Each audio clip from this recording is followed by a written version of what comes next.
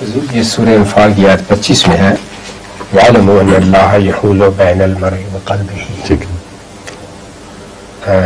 یہاں پر قلب کو مرے سے الگ کس طرح کرتی ہے؟ قلب قرآن کریم میں جو استعمال ہے وہ آخری جو قوت ادراک ہے اس کے لیے ہے، اور برین کے مقابل پر جسے انگریزی میں مائنڈ کہتے ہیں، اور یہ ویسے سائنسدانوں میں چلتی ہیں کہ مائنڈ کیا ہے، کیا برین ہی کا دوسرا نام ہے، یہ الگ ایک حیثیت ہے.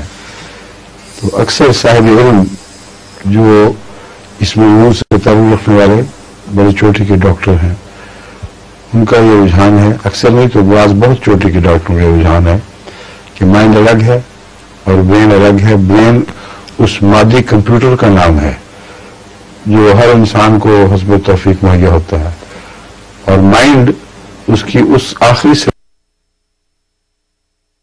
اکائی کہا جاتا ہے جو اس کمپیوٹر کو استعمال کرتی ہے اور اسے نتائج اخذ کر کے کسی ایسی صورت میں اسٹور کرتی ہے جس کا مادے سے تعلق نہیں، وہ ایک روحانی شکل ہے. قرآن کریم میں قلب کا اور فؤاد کا ذکر جہاں جہاں ملتا ہے وہاں اس آخری صورت میں ملتا ہے. چنانچہ جب آنکھوں اور کانوں پر پردے ڈالنے کا ذکر ہے وہاں دل پر مہر کا حکم ذکر ملتا ہے. وہ دل کی مہر سے مراد وہ مہر ہے جس کے نتیجے میں جو کچھ بھی ہماری قوت ادراک ہے جو باہر سے پیغام لے کر ان کو کمپیوٹرائز کر کے پھر نتائج اخذ کرتی ہے، وہ جو اندھی ہو جائے یا اس کے اوپر مہر لگ جائے، اس کے اندر صلاحیت نہ رہے صحیح سوچ اور صحیح جغالی کرنے کی، تو اس وقت وہ دل کی مہر کا ذکر ملتا ہے. بس یہاں قلب اور مرا میں یہ فرق ہے. مرا انسان کی اس انسان کو کہا گیا جس کی ساری انسانی صورت ایک آئیڈینٹی کے طور پر موجود ہوتی ہے، اور قلب اس آخری نقطہ ادراک کو کہا گیا ہے جس سے آگے پھر انسانی زندگی پر روح کی حکومت قائم ہوتی ہے.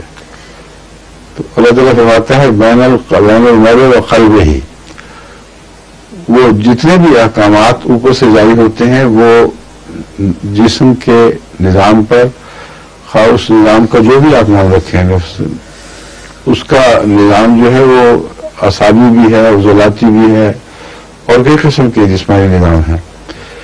ان سب کا آخری حکم کا مرکز وہ قلب ہے. جب تک وہاں سے ریفر ہو کے چیز واپس نہ آئے یہ نظام جاری نہیں رہ سکتا، اور لمحہ بلمحہ اس طرف رجوع ہوتا ہے، وہاں سے احکام آتے ہیں. اس لیے جو وہاں بیٹھا ہو وہ انسان کے کسی حصے بھی غافل نہیں ہے. جو ان دونوں کے درمیان مانیٹر کر رہا ہو، حائل ہو جائے، ناممکن ہے کہ انسان کا کوئی بھی عمل، کوئی بھی نیت، کوئی حرکت، کوئی سکون ایسی ہے جو اس کی مدد سے باہر رہے. سمجھے؟